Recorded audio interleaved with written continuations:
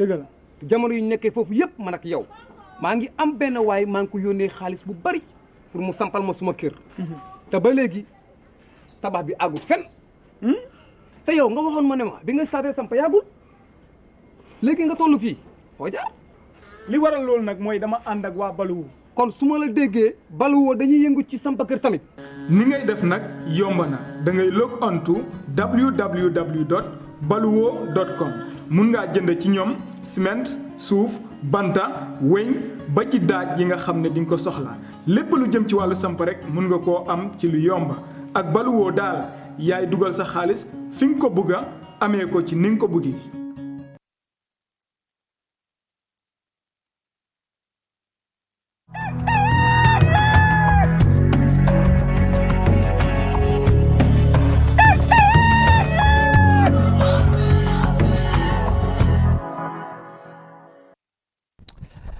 Good morning Africa ci Africa TV mbokk yi ñu ngi leen di nuyu beneen yoon ñu amaat mbégte lool dellu ci tey ci suba sile di leen wax juma mubarak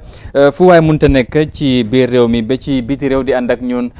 waxtu bi ñu ngi leen di ziar bu baax a baax di am mbégte rek kon nuñ ko di waxee saa su ne ci safo bi waaye tamit ci kolute bi ci ànd bi ngeen di ànd ak ay Africa toujours ci li nga xamante ne mooy ci programme bi su ko defee tey mu nekk ajuma tey nekk bés bu mag tamit bés bu sell ñu wax leen juma mubarak fu ngeen munta nekk ci noonu rek la ñoo dal di tamit nuyu suñ naataango di Modou Mohamed Niang wax ko juma mubarak Modou Niang tey mu nekk Friday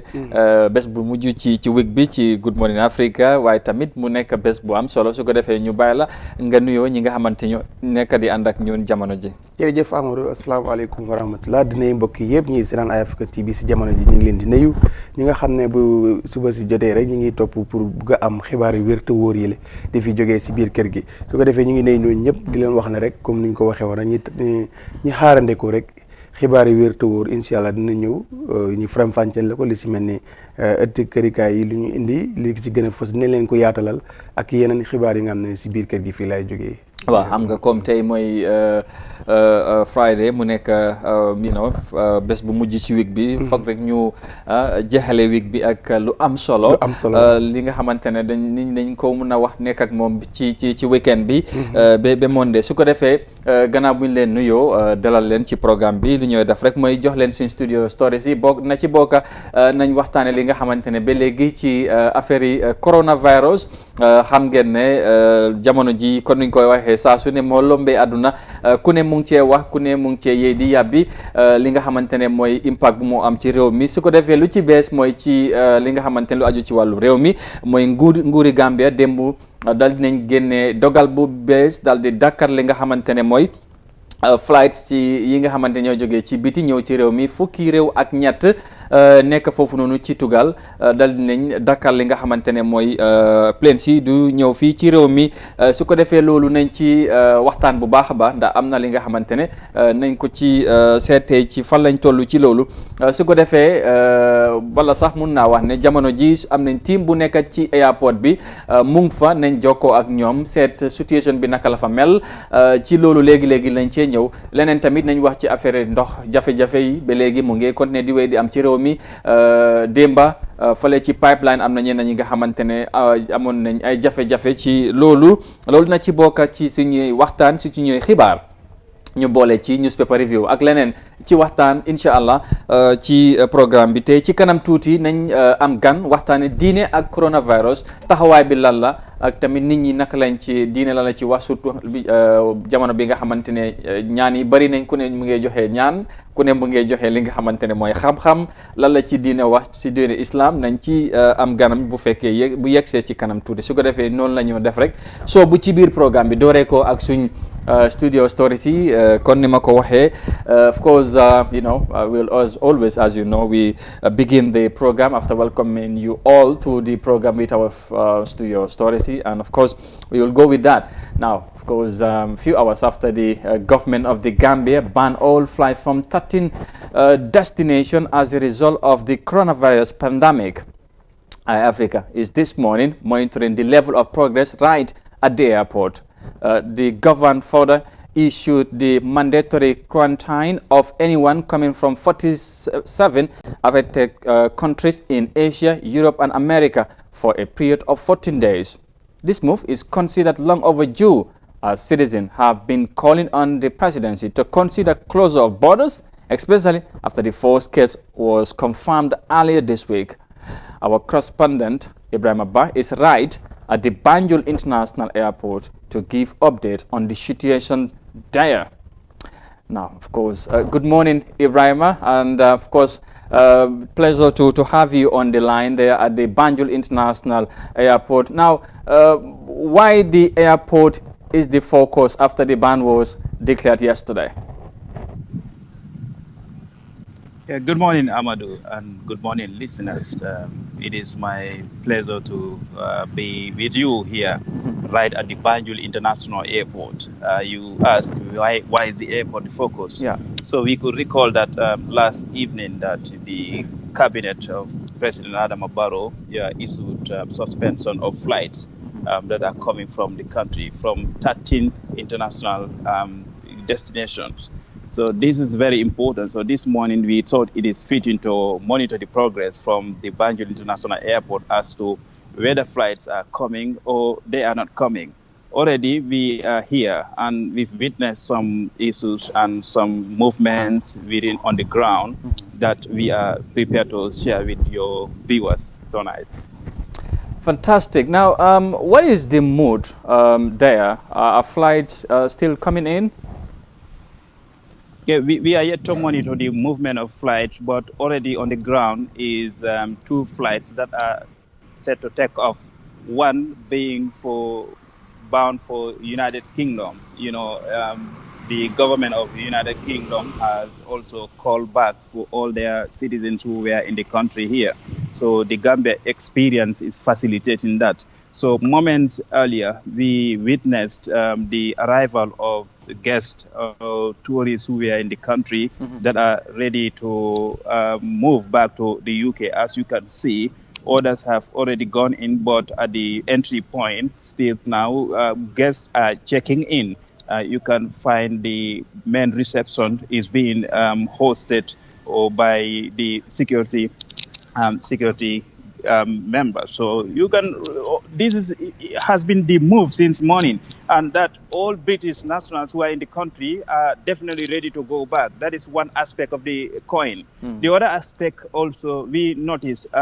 Poland has also joined the fray to call back all their citizens who were in the country. I was lucky to interact with one of the tour operators of Alcamba, one senior tour operator, who said to me that, you know, some of the guests from Poland have been here for about 2 weeks, or that's 3 weeks, and then on tourism. But their government, after confirmation of one case in the Gambia, and the government also shutting down borders,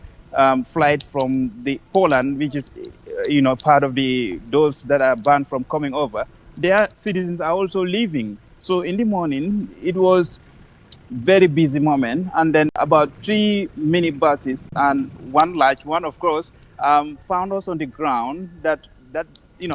whose maybe people or those on board were not willing to talk to us, but we understand from airport authorities that these are 2 flights on the ground that should now leave the Gambia because of coronavirus. Yeah, it looks like the impact is huge, and as some of them are now leaving. Now, at the airport there, what are the officials doing at the moment? Are they also busy on their normal duties or what? Yeah, we managed to interact with some of the security officials, although they are not very much open to the media right now because they would have requested for formalities and, permit to prior arrangement for us to access the airport. But what we realize is that, people are coming and work is going on as normal. Already, as you can see, more tourist taxis are now joining to bring in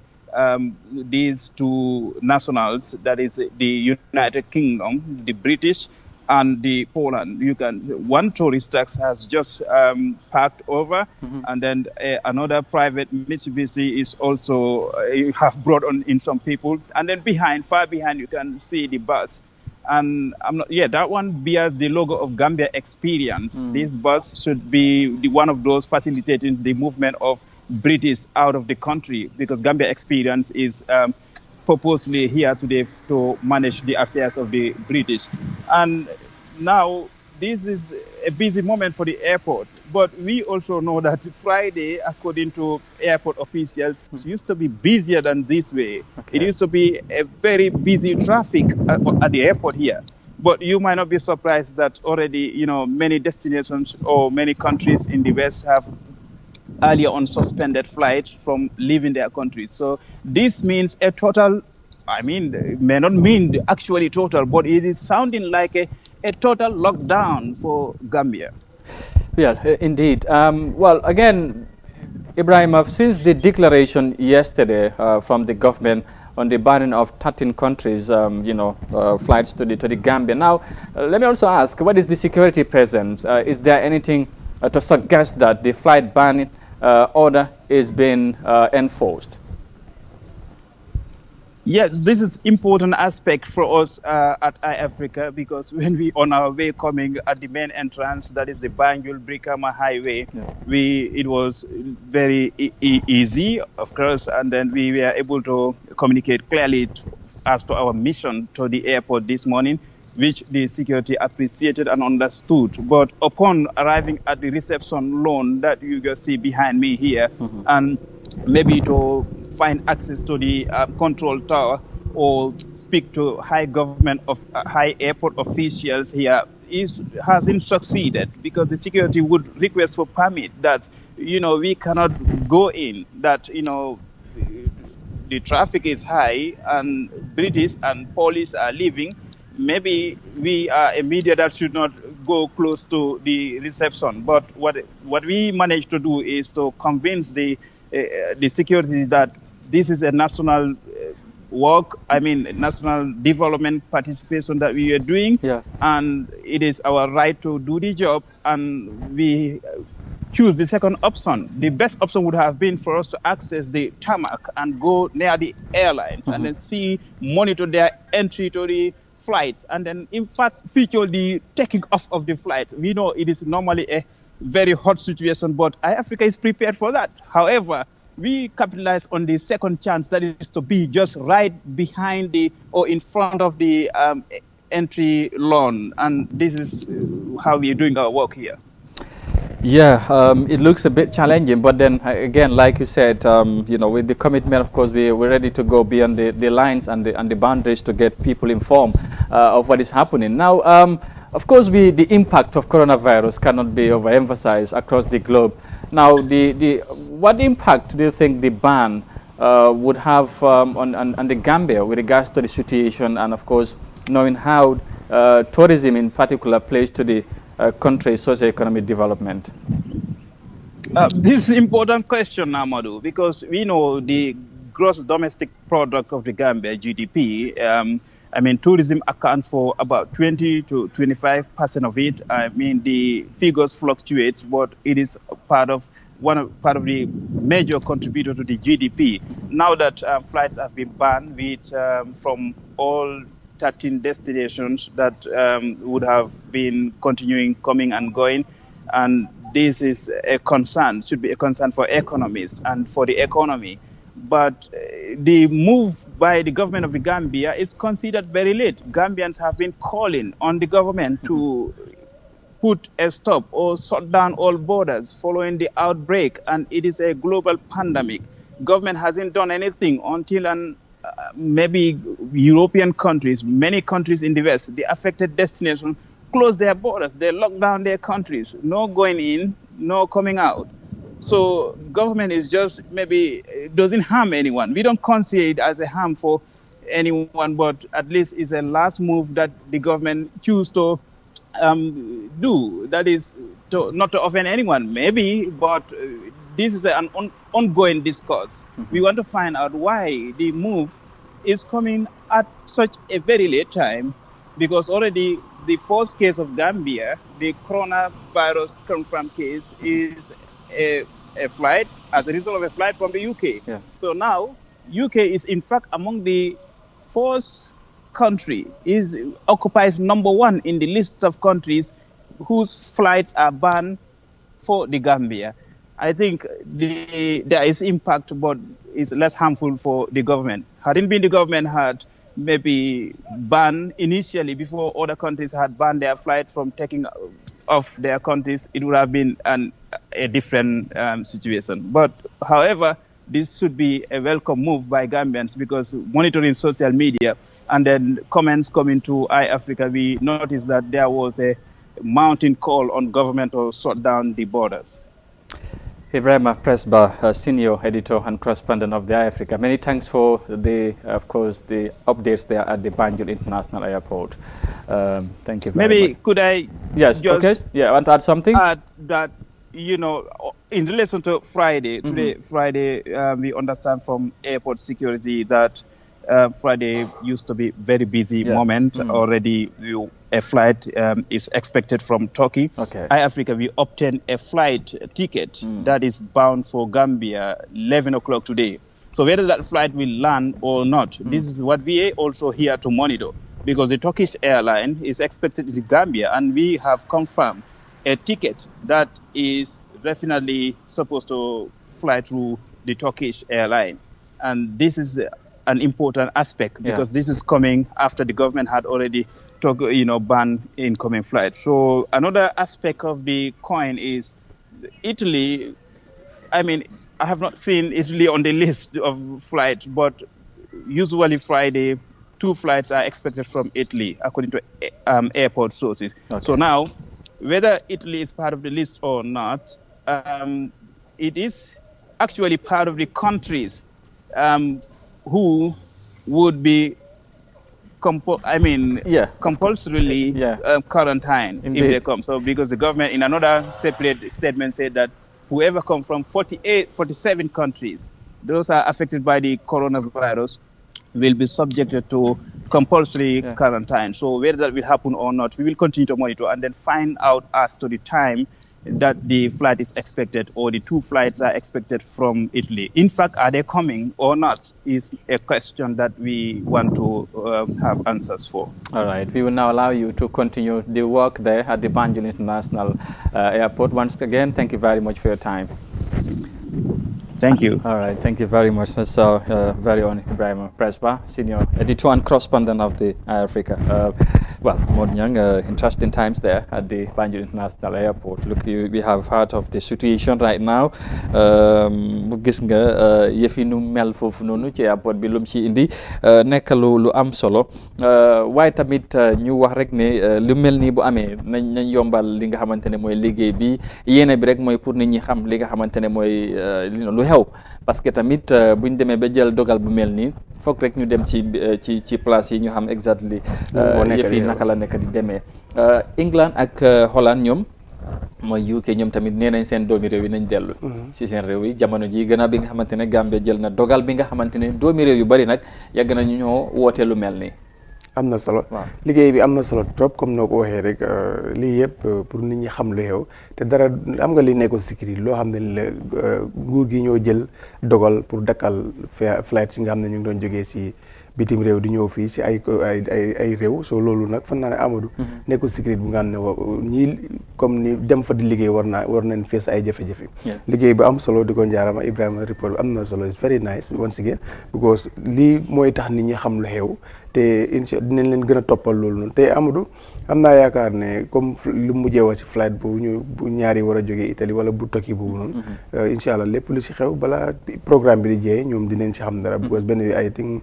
10:50 yooyu la arrival bi waroon a nekk waaye loolu yëpp si kanam la li si kanam rawul ay gër waaye nag xam naa ne daal nañ yombalal liggéeykat yi ñi def seen liggéey parce que du dara lu nekk sécurité nekkul fa nguur gee jël dogal bi def ko moo tax gars yi dem def seen liggéey te rafetlu na liggéey bi bu baax a baax waaw all right mu ngi noonu su ko defee situation bi noonu la mel jamono ji ci airport bi kon ni ngeen ko gisee xam naa du ñàkk bu fekkee jàppandi na bu développement amee ci diggante bi suñ team bi ñu ngi ci ground bi nañ jokkowaat ak ñoom pour ñu digtal leen li nga xamante ne mooy yëf yi num mel foofu ci airport bi waaye xibaar bi daal mooy ne démb nguuri Gambia dal dina joxe dogal ne dañoo dakkal li nga xamante ne mooy flights mooy ay avion yi nga xamante ne ñoo jógee ko ci 13 countries ñi nga xamante ne moom foog naa ne corona bi moo am daf ci bëri bu baax a baax dakkal nañ li nga xamante ne mooy tamit li nga mooy planes yooyu ñu ñëw ci réew mi tamit ak yeneen 47 comptes yi nga xamante ne seen doomi réew bu ñu yegsee fii tamit ñooñu foog ñu teg leen ñu ber leen ci fukki fan ak ñeent mooy 14 days balaa ñoo dugg ci biir réew mi ba pare according to Ibrahima tam report bu ko mu ngi wane ne UK leen lifin bu njëkk a am bu njëkk a gis fii from UK te ñoom ñu ngee delloo ji seen doom yi kon ñoom waroon nañ yóbbaale kooku nag kooku nga xam ne moo ko fi Gambien la di Gambien la ok waaw kooku moom fii la bokk su ko defee xam nga waaw foofu la nekkoon kay xanaa ñu ñëw bi kay waaw mooy loolu waaye Gambien la fu mu nekk ni ñaan rek yàlla fexe mu wér ak jàmm te mu yem foofu daal waaw su ko defee gannaaw loolu ñu wéy wax ci leneen waaye ba léegi ci li aju ci coronavirus ndax ñu li jàpp ne li gën a am solo ci li ñoo digal nit ñi mooy raxasu jëfandoo ak jëfandikoo ndox te ndox mooy tax nit mun a raxasu beset ak yooyu su ko defee jafe-jafe nag am na ci côté boobu ci yenn ci béréb bi ci biir réew mi well next of course we will talk about shortage of water in some part of the Greater Banjul area because residents in Pipeline have complained of experiencing acute water shortage for a week, which they say is making observance of the health advice of frequent hand washing difficult in the wake of COVID-19 outbreak. Some of the residents who spoke to Africa TV said for a 1 week they have not been receiving even a drop of water from their taps. More of that in this report by Azadu Tamba. As several communities within Serekunda and its catchment areas continue to complain of water shortage this week, some residents in Pipeline said they are the most hard hit with no single drop of water coming from their taps. The country's water and electric powerhouse, NAWEC, did not yet make any official announcement on the reason since the shortage hits the areas. On March 15th, it wrote on Facebook page informing the public that its borehole BH16 and BH6 were isolated to enable repair work on a burst pipe on a borehole line connecting to Fajara water treatment plant, which is said to be expected to last for only 3 hours, and it will affect Bakau, K Point, Fajara M, F and Gulf Coast section. Alaji Kante, a resident of Pipeline, told iAfrica on Thursday that the neighborhood has been seriously facing the water challenge for a long time. The shortage of water is always, since I live here, this is what the neighborhood, not only me, but the neighborhood is going through. Previously, sometimes last year, we have to wake up around 3 o'clock, 2 o'clock, 3 o'clock in the middle of the night to get water. And a bottle of a bucket, it takes about 10 minutes before it filled up, because the water comes in a drop style, you know. So this is what we are going through since last year. Mr. Kante said it is difficult in their access to water has become severe this year than last year, saying they have been suffering from water shortage for more than 1 week now. On March 16th, NAWEC posted another follow-up announcement on its Facebook page, informing the public that normal services have been restored at Fajara treatment plant. BH16 and BH6 are back in operations, but yet more residents in the affected areas continue to complain for having no access to water from their taps. Another resident of the area said the situation is not favorable at all, especially at this time of coronavirus outbreak, which health officials have advised for regular hand washing. No problem dal mom dal fi ne ni ñun mom mo ñu sonal dal dañ wax ne febar bi dafa wara ànda raxasu fo mu di tol yaangi raxas way amuñ ndox pipeline bi dé am ndox. A third resident also expressed fear of their safety from the possible infection of the coronavirus as they continue to face challenges of water shortage. Yaaga na de am na at yu bari bari ci gannaaw waaye daaw jéeg nag ak daaw nag dafa gën a garaaw ñun dañ dee enu di dem ci mbedda bi di dem rooti ji te loolu dafa metti man ombu métti laa amee léegi du ma enoo dama dee soona du ma dee mun a dox bu baax sax.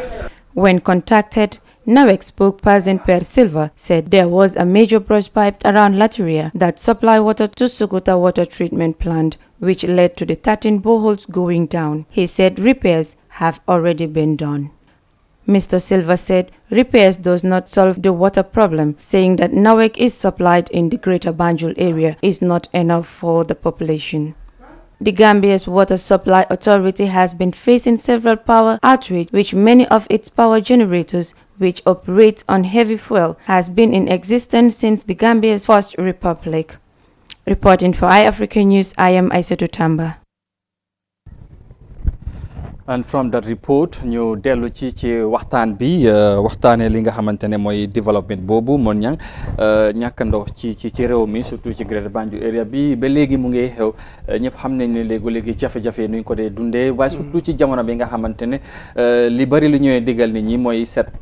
ay raxasu ak yooyu te loolu ndox moom moo ko mun a def buñ demee nag ba loolu di ñàkk ba nit ñi di dem ay daanaka benn week daanaka lu ñu am ci ndox dafa daanaka sax li mun naa war di am ndox wax ma la am ndox bu doy foog naa loolu affaire la problème bu am solo la te tamit war nañ cee mun a bàyyi xel pipeline gis nga ñi li ñoo wax ñoom moo ko waxal seen bopp foog naa ne luy waaw definitely lu doy waar la lu ñaax nawet ni ñu gën a gaawee pour gis ne ndox bi dellu si na ñu gaawee ko parce que ndox dafa bokk si dundi doomu aadama nit mun na ñàkk lu nekk dem ba mu des ndox because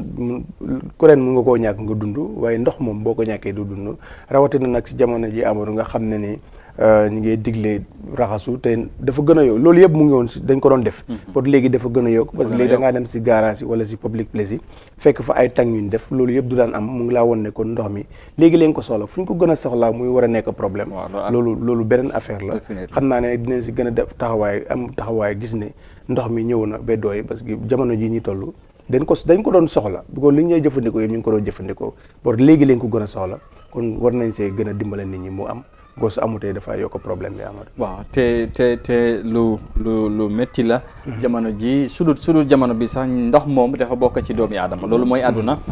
comme niñ ko waxee saa su ne su ko defee loolu ñi nga xamante ne mooy NAWEC ak kilifa yu responsible loolu ñu jëm see bàyyi xel bu baax a baax ndax dafay am solo bu nit taxawee soxla dara surtout si jamono bu mu ko gën a soxla bu ma ñàkkee rek dina am leneen lu mu def ci moom ak tamit ñi nga xamante ne mooy ci nu moo dundee su ko defee loolu ñu wéy ndax waxtu baa ngee dem ñu wax ba léegi ci li aju ci coronavirus ak ay mbiram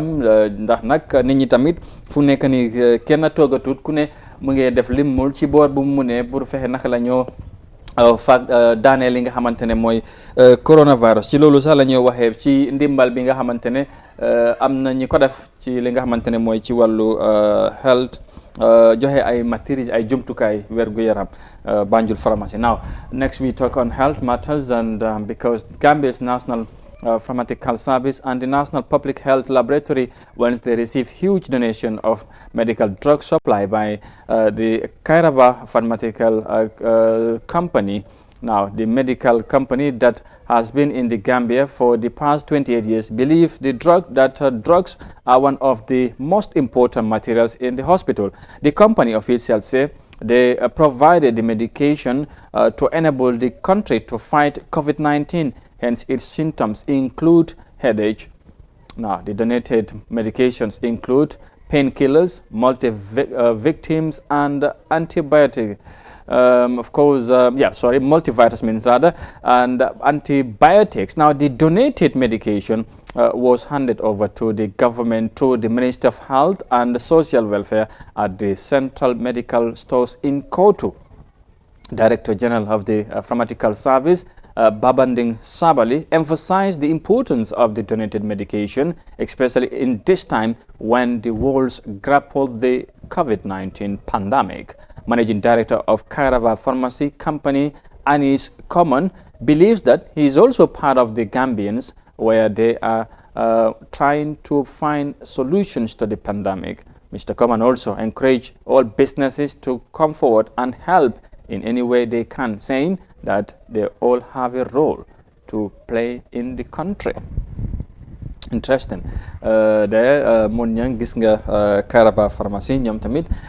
bàyyi nañ seen waar ci li nga xamante ne mooy ci yëf yi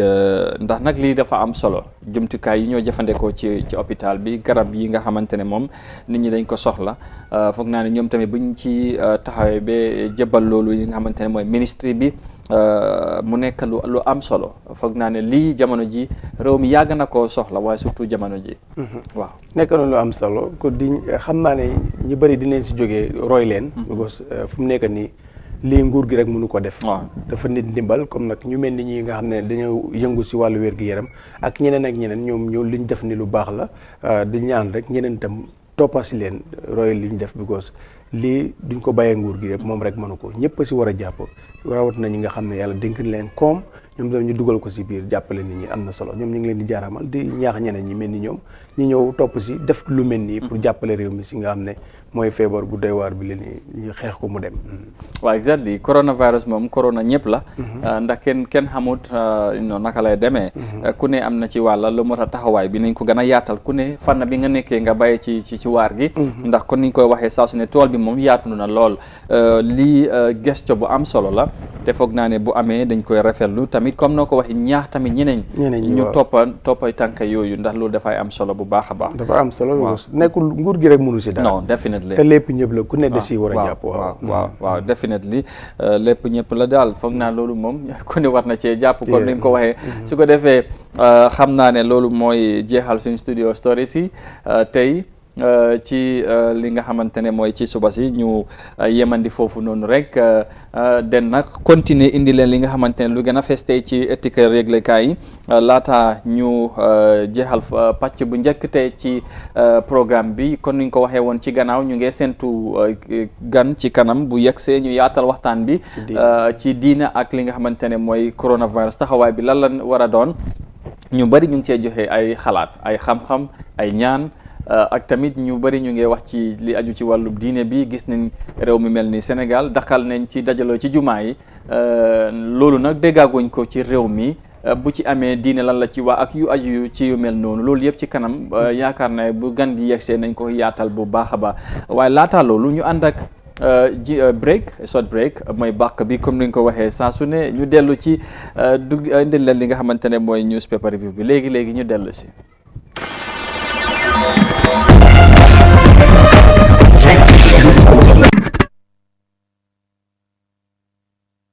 li su ko defee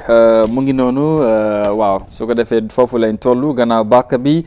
ñu dellu ci indi leen li nga xamante ne li gën a fes tey ci étiquette yëglekaay kon niñ ko waxee ñu fàttali rek ne ñii di Star GSM ñoom ñoo ci dal di jàpp dooleel newspaper review bi ñu fàttali leen tamit seen li nga xamante ne mooy taxawaay ci wàllu mobile phones ak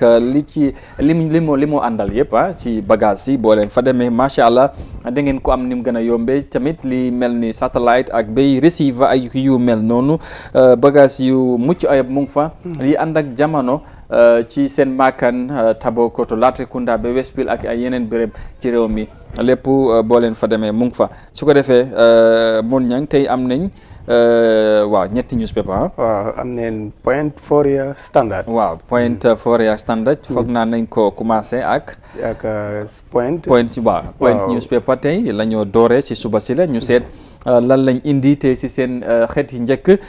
ñoom dañ dal di dooree ak coronavirus COVID-19 Gambia suspends flight from 13 countries loolu Point newspaper daal di fasal tey ci suba si leneen luñ indi no cause for alarm on shortage of basic communities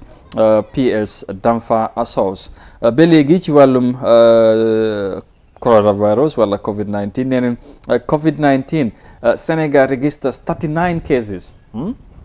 loolu moom doy na waar waaw 39 cases foofu ci Sénégal yëf yi mu ngi gën a law ci coronavirus CDS Dramé orders self quarantine amid coronavirus waaw loolu lañ dal di indi ci Point newspaper su ko defee ñu seet si benn ñaar rek ci seen xibaar ñu wax ci li nga xamante ne mooy ci PS Damfa li mu wax ndax loolu dafa am solo nee na daal no cause for alarm on shortage of basic communities. Now the permanent secretary at the Ministry of Trade, Industry, Regional Integration and Employment has assured the populace that there is no cause for panic or alarm on shortage of the basic commodities in the market amid the global spread of coronavirus. Now, Lamin Damfa is an executive in an exclusive with the point has assured that there is enough stock available in the country. He disclosed that his ministry is aware of the panic among Gambians at the moment with regards to scarcity of food in the wake of COVID-19. This, he observed, is forcing many people buy more food items. We want to assure to the general public that this is not the case. We have enough stock for basic commodities such as rice, oil, onions, potatoes, flour, and to name a few he mentioned. Wa arama em fa bala jolay di jolay ak séréer yi ak waa technical sax xam naa fa nekk ñu ngi smile rek yi moom wax asoona nit ñi yi moom am na ay maalo ay soble ay pompiteer ak yu mel noonu gars yi dañ koy soxla te ñu bari ñu ngi tiit moon ñang di yàkkamti dem di bàyyi foog ne yëf yi daanaka lu léegi tey mujjee waaye PS bi nga xamante ne moom mu ngi liggéey ci fànn boobu la ci Ministry of Trade nee nañ daal ñu ngi asoo nit ñi ne fu mu nekk ni daal yu mel basic commodities yi am na lu doy ci réew mi soo jaru tiit jaru ragal na ñëpp ànd ak seen dal ci jamono ji surtout jamono bi nga xamante ne moom ñëpp ñu ngi tiit ci coronavirus bi. am na solo because duñ doon xaar loolu si ñoom tam ñu génn comme niñ ko waxee rek. nguur gi képp nga xam ne ni sa li nga yoree. dafa aaju si lii da nga war a génn nga wax dalal askan ni seen xel. because nit ñi comme noo ko waxee rek fii ñëpp yemuñ doole yemuñ. am na ku nga xam ne bu la dépense yi bu moo jëfandikoo dafa génn dem liggéey am ko dooroo yónnee si kër gi kooku su gisee nit ñi di soppin di daw di dem beneen tiitaangele moo de te façon yooyu bari nañ si réew mi. ñu mën a jënd ay bag of rice bidon of oil dem paak ko bariwul so ñi ko ñàkk mun ñoo gën a bari suñu gisee ñu loolu dafa indi xel yu daladi moo tax comme permanent set nu mu génn adresse nit ñi ni loolu nekk na lu am solo jaañeen ñi ak faaleen dina kontaan si news bi le parce que ñu ngi ragaloon na lii yëpp dina dem manqué leneen tam mu ngi si because am na ñuy capitalise di ko jéem a yokku loolu tam nguur gi daf si war a jóg jël si jéego am ñu mu ebal si biir marché yi dem dox seet loolu ndax mu ngi amam déet because nekkul jamono bu ñoo war a yokki ay bagage loolu nekkul si jamono kuñ gis ne mu ngi koo def loi bi dal di sa kaw parce que loolu tam na doomu foog nguur gi am ñu mu ebal ñuy seet loolu noonu loolu du dëgg di yoon comme nag ñiy génne ñuy saytu loolu wane ne yëpp di dara du fi manqué incha allah kon xelifa leen ak jaañeen yi dinañ dal ba nga xam ne dafa am ñi nga xamante ne daal ñoom situation yu mel nii lañ dee profité capitalise rek jéem a ñëw bu gisee def yeneen yi nga xamante ne dafa doy waar price yi si bëgg a yokk si marché bi dañ ko war a loolu moom waruñ koo compromise léegi la si nguur gi war a jóg jël si meeso képp ko gis ne yaa ngi koo def rek ñu jël exemple bi si yow keneen sa xel du daj loolu because lu mooy jar nañ ko jaayee loolu moo nekk lu nga xam ne ni lu am solo waaw because am nañ yaakaar daal li nga xamante ne moo nekk ci réew mi yëpp daf ci yegg si balaa affaire coronavirus naka lañ ko war a te foog naa ne sax bagage yi fu ñoo jógee ñooñu xalaatuñ pour yokk bagage yooyu jamono ji ndax xam nañ ne nit ñi yemuñ te nit ñi tamit dañ ko soxla ndax ci dunda bi la bokk ci jamono dimbalante leen nekk because lu xeew dafa rëy ci àddina bi yëpp la jaaxal kon loolu kenn waru see capitaliser di jéem a yokk ndek gis nga kuy jënd ay ñaar ñett saako li nekkul time yi korité wala weeri koor wala tabaski bi nga xamante ne nit ñi nañ ci dee profit ak yooyu pour make profit lii dafa utee ak loolu waaw lii jamono bi nga xamante ne ku ne mu ngi woote wàllu te jot na daal pour ñu bàyyi xel loolu bu baax definitely su ko defee gannaaw point ñu seet beneen ci newspaper si foog naa nañ ci teg Foria newspaper waaw exactly ñoom tey la lañ indi ci suba si la nee nañ Gambia imposes entry restrictions on 13 European countries mu ngi noonu leneen tamit luñ fesal CDA calls for strict preventive corrective measures to combat COVID-19. Yankuba Toure succeeds in application to subpoena TRRC's executive secretary. mu ngi noonu ci doy newspaper bi ba léegi passengers from UK quarantine isolated at Golden Beach Hotel and the editorial reports today that how the nation should maintain political pluralism and the question of the day, when will government declare a state of emergency due to COVID-19. mu ngi noonu foreign newspaper loolu lañ dal di indi li nga xamante ne mooy ci suba su ko defee ñu dal di ci jël benn ñaar jukki ci yooyu su ko defee ñu dooree ko passengers from UK quarantine isolated at the Golden Beach Hotel. Now passengers on board the inter-air flight that landed on Wednesday 18th March have been quarantined and kept at the Golden Beach Hotel in Bigelow according to health officials. These people were brought to the hotel because it is not near Senegambia and no crowded areas. An anonymous source told Foria that it is true that some of them escaped from their place of isolation, but was quick to add that the majority of them did not escape. There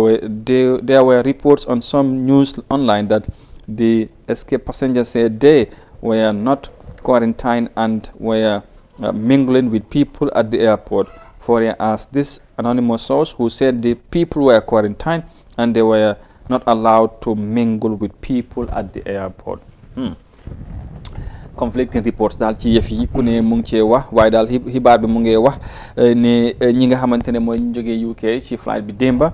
jamono ji ñu ngi leen isolé ñu ngi leen ber ci Golden Beach Hotel fale ci Bigelow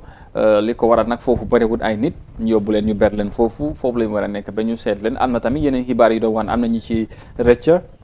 daw ndax fu ñu leen tegoon nee nañ loolu moom du nekkutoon béréb yi nga xamante ne mooy fu ñu mënoon a nekk la tax ñoom ñu fipp daw génn escape waaye tamit ñuy weddi ak yooyu waaye tamit wala sax ñu nee nañ daal ñu bari ci ñoom jamono ji ñu ngi foofu ci Golden Beach Hotel. am na solo loolu yëpp sécurité bi la gis ne ñi ñëw te jógee fu nga xam ne ni gis nañ ko fa jóge woon am ko dañ leen war a teg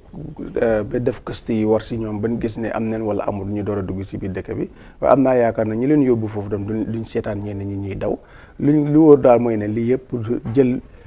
si jéego la si wane ne sécurité bi gars yi ñu ngi si bàyyi xel bu baax a baax si ñuy jógee bitim réew di ñëw te nii la war a demee exactly moo tax nguur gi jël dogal bu mel noonu ndax loolu lu am solo pour ñu aar tamit doomi réew yi fi ñu nekkal loolu foog ñu prioritize ko su ko defee gannaaw loolu ñu wax ci Yankuba Touré xam ngeen ne ba léegi kees baa ngay wéy ci loolu nag tey newspaper bi report na ne nee na Yankuba Touré succeed in application to subpoena TRRC's executive secretary. Now, Yankuba Touré, an erstwhile minister for local government and lands in the former administration of the Jammeh government, has succeeded in his application to subpoena the executive secretary of the Truth, Reconciliation and Reparation Commission, TRRC, to produce a document before the High Court after the state initially opposed his application and later withdraw from their opposition. Touré's application was for the court to subpoena the executive secretary of the TRRC to produce the transcribed testimony of Alaji Kanyi. According to defense counsel, who stand for Yankuba Touré, the testimony of Kanyi before the High Court and the one he gave at the TRRC about the alleged murder of Koros Sise was not the same. Sissoko also wants the High Court to subpoena the register of the High Court to produce the testimony of Alaji Kanyi in the case of the state versus Yankuba Touré and Fatoumata Jahumpa Sise before Justice Aminata Saho Sise.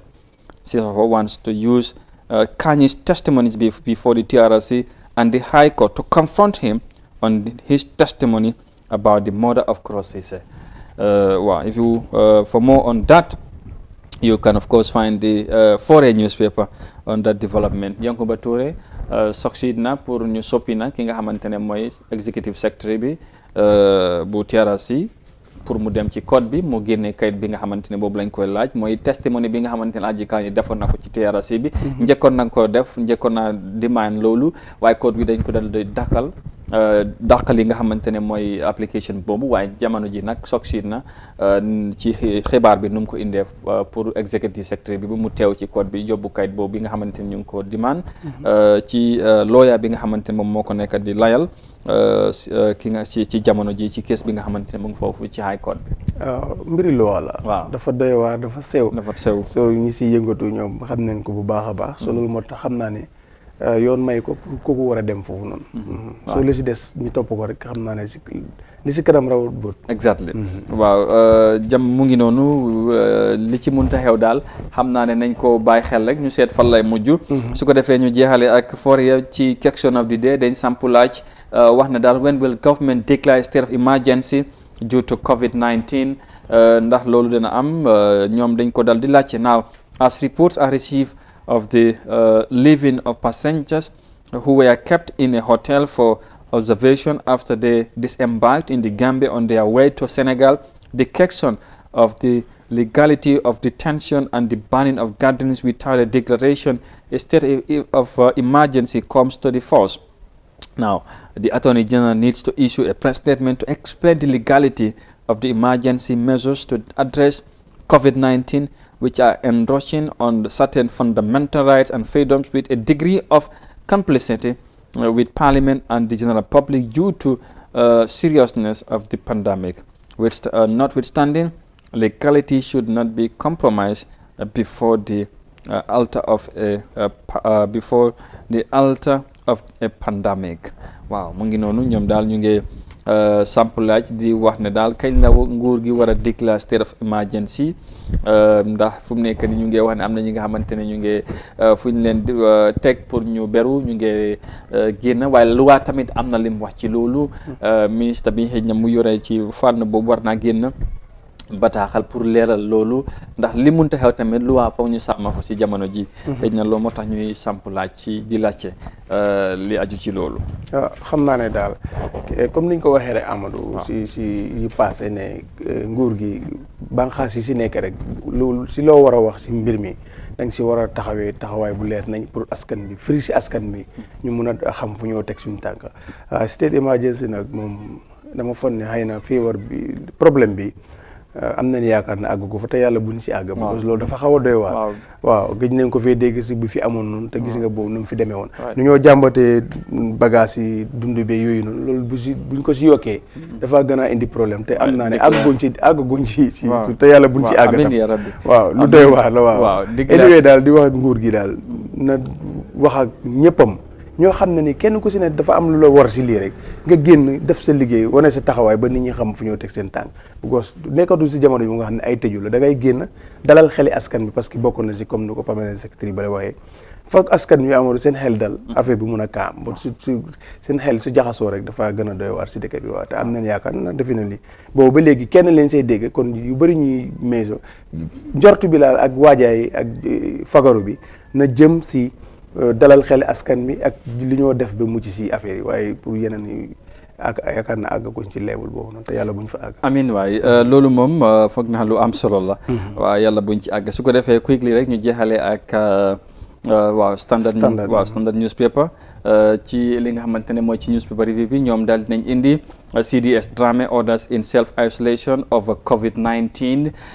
leneen ci seen xibaar 14 quarantine passengers escaped.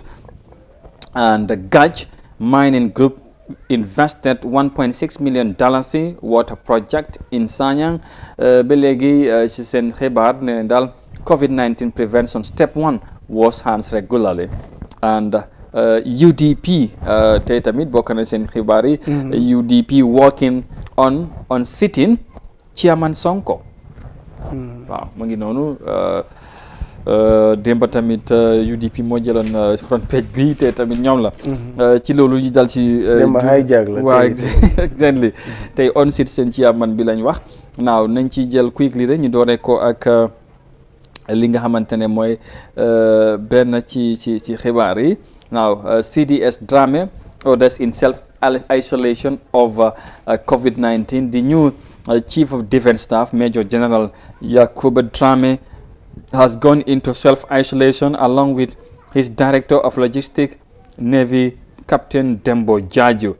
The senior military officials were on board the Royal Air Maroc flight that brought in the lady with this first coronavirus case in the Gambia early Sunday morning. According to Army Piero Lamin Sayang, the two men have already been tested negative,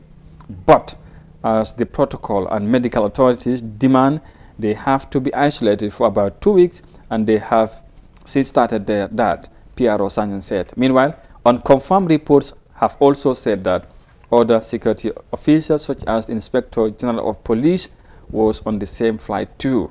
The Sanders tried the police PRO to confirm this, but he would not pick calls. Mu ngi noonu daal xaaral ma yem fa lu leen lu ma bàyyi ñi nga xamante ne mooy waaw exactly CDS moom nag place bi nu mu ko bëgg a nuyoo li fi ne de ñu CDS bi mu jógee tukki ki nga xamante ne moom lañ confirm am na coronavirus ñoom ñoo bokkoon flight waaye yàlla def na ñoom dañ leen test ñu négatif waaye bëru nañ ñaari 2 weeks moom ak ki nga xamante ne mooy chief of protocol logistique bu army bi Dembo Jaaju mu nekk ni ñaari weeks li nga xamante ne si la ñoo war a beru ñu nekkal seen bopp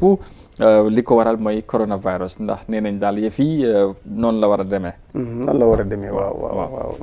waaw di leen ñaanal jàmm rek parce que doy na waar trop waaye loolu yëpp si saytu bi la rek foog Amadou ñu nangutoog loolu rek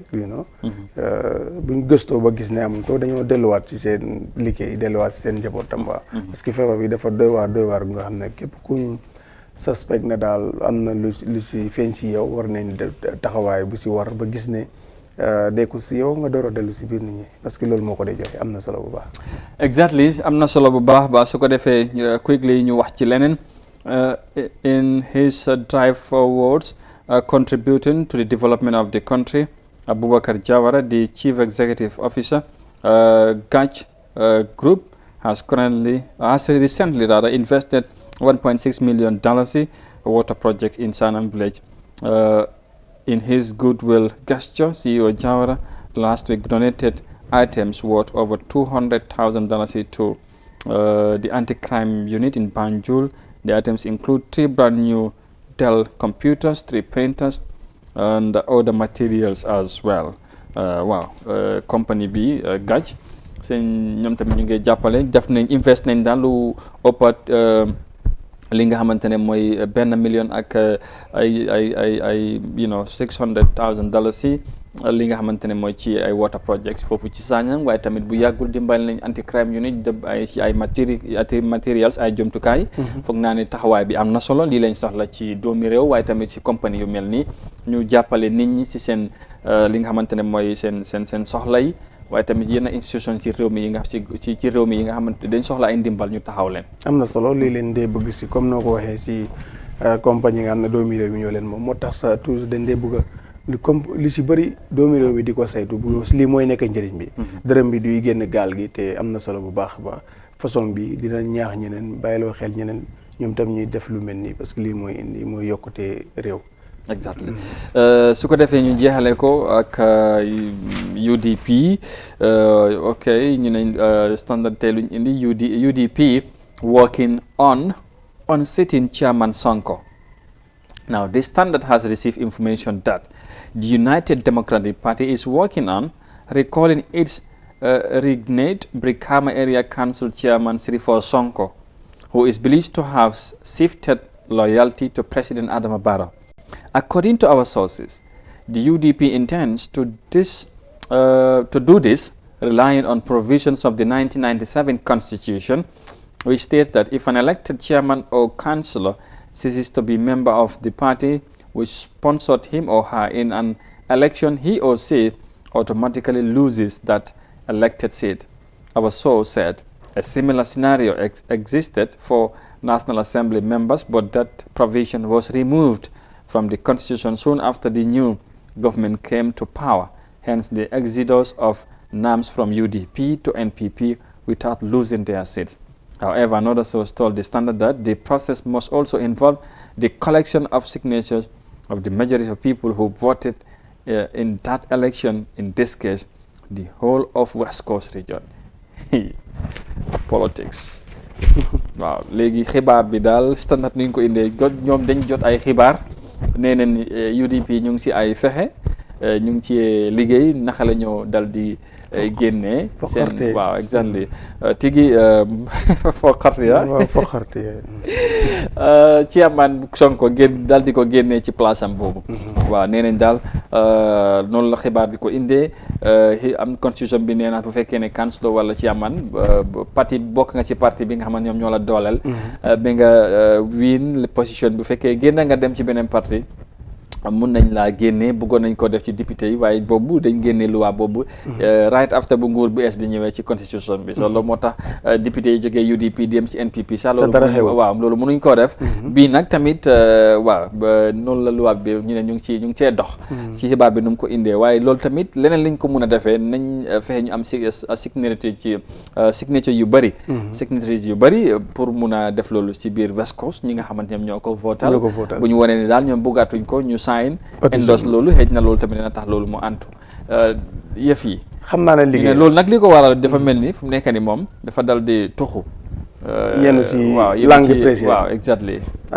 affaire mbir bu doy waar la anyway comme niñ ko waxee rek ñoom ñoo ko indi woon yàlla def mu win toog léegi nag loolu na xarit na leen pexe mu ñu def ba fo xarit ni nag toog bi waaw xibaar yuñ wax la daal comme waaw ndax ñoom ñoo ko wax ndax waxuñ ko ndax ñu ngi si wala nekkuñ ci xam naa ne mun naa xibaar bi moom nuñ ko indee noonu la ko waxee waaye ndax ñoom nañ génn leeral mu de woon daf xibaar bi daf ko force weewu waaw exactly tégee mun na am muy feeñi si weewu nag waaye anyway loo xam ne ni la ñoom neexut waa UDP la because déggoon ne time boobu bu mu amee es gis nga yëngatu yi si amoon xam naa ne ba léegi ñu ngi si pexeem foo xarti ko dox ko seen ñi ñoon parce que nag du leen neexe ñoom ak nu mu demee nii waaye anyway loolu nag yombul liggéey bu rëy la te xam naa ne balancé pare 2021 mun naa ñëw ñu jéem a seet leneen waaw liggéey bu rëy la daal waaw exactly liggéey la politique la nu ne mu ngi ci biir comme niñ ko waxee rek politique moom waaw du biir day xëy rek wasin comme suma waa ji nu mu koy waxee saa su ne mu ngi noonu dafa mel ni moo ñu ngi maa wax ne gan gi yegg seegut moon ña waaw xam naa ne lu ñuy def rek mooy jël break tuuti rek su ñëwutee rek ñu waaw bii moom foog naa ne lu ñoo def rek mooy tàggatoo waaw tàggatoo jox gaay dig daje amoon nañ yaakaar balaa ñuy toll ci waxtu bi dana fekk mu yegsi waaye mun na am tamit ay leneen moo ko téye ittee jamono waaw bëggoon nañ am fii kilifa ci diine gi ñu ñëw waxtaan li aju ci jamono buñ toll ci réew mi ndax kon ni ma ko waxee woon ci gannaaw xalaat yi bari nañ ci yëf yi ku ne mu ngi joxe sa xalaat surtout ci wàllum diine ak ñaan yi dina doon am solo ñu waxtaanee loolu tey lan la ci diine wax ak nit ñi lan lañ war a naka lañ war a mun a taxawee ci jamono bi nga xamante ne jamono buñ toll ak coronavirus waaye ñu jox gaa yi dig daje Monday incha allah ci weekend bi ñu ñaan jàmm ci réew mi ak fépp ci àdduna bi incha allah ñaanal ñëpp a very very enjoyable weekend ma bàyyi la nga tàggatoo jox gaa yi dig daje Monday incha allah next week ñu dellu ci ñaaxaat nit ñi tamit si seen taxawaay jërëjëf ak tamit waaw jërëjëf ak ñi doon seetaan ak ñi nekkoon si machine bi jërëjëf tam team bu nekk si airport bi si liggéey bu rafet bi ñoom ñëpp ñu ngi leen di njaaraamal di leen wax ne rek liggéey bi rafet na di jox dig daje gaa yi rek incha allah ba Monday incha allah waaw exactly noonu la di la jaajëfal bu baax a baax ci liggéey bi am na solo week bi yëpp ñun la woon ci liggéey bi di la jaajëfal bu baax a baax naka noonu ñi nga xamante ne ñoom ñoo di ñoom ñoo do ànd ak ñun ci week bi yëpp ñu ngi leen di gërëm di leen sant di leen wax thank you very much for always relying on Africa TV and always for the pleasure of your company. We are so excited indeed and always very very glad to always have your company ngeen di ànd ak ñun ci li nga xamante ne mooy ci liggéey bi ak tamit ci feedback bi réaction ci liggéey bi ñu ngi leen di gërëm di jaajëfal ñëpp ñu nekk ci biir réew mi ak ci biti réew di nuyu ñu mel ni comme ñoom Ndiaye ak Mr Baba Konte ak ñeneen ñi nga xamante ne dañ di ànd ak ñun ak suñ borom birthday bi waaw borom birthday bi Mariama waaw di ko wish happy birthday tey su ma fàttee woon liggéey fii du baax di ko wish happy birthday waaw mu ne waaw madame Tambédou di ko ñaanal jàmm ak yeneen birthday yu am solo ci kanam yàlla may wér ak wérle barkel njaboot bi sëy bi gën a neex dinay doom Ablaye US Ablaye mu ne ak yàlla def poos bi dara waaw xaalis bi dafay am solo am na solo waaw tey moom sanse bi tamit rafet na tey macha allah waaw exactly loolu óorul loolu ma waxu ko moom waaw su ko defee di jaajëfal ñëpp di nuyu tamit ñu nekk ci diaspora yi bi ñu doon ànd ak ñun jamono bi situation bi xam nañ ne métti na waaye ñu ngi leen di ñaanal suñ si jàmm xam ne ne suñ xel yi ak suñ xalaat yëpp ñu ngi ci ñoom ñu ngi leen di nuyu bu baax a baax di leen kontaan wax na rek jàmm rek waaw jàmm rek incha allah waaw Gambia moom jàmm rek moo fi nekk te incha allah tamit dina continuer jërë ngeen jëf mbokk yi ñu ñaanal leen a very very happy weekend incha allah ñu jox leen rendez-vous ba next week Monday ñu dellu ci beneen week ak beneen edition Good Morning Africa fii ci Eye Africa TV jërë ngeen jëfati Juma Mubarak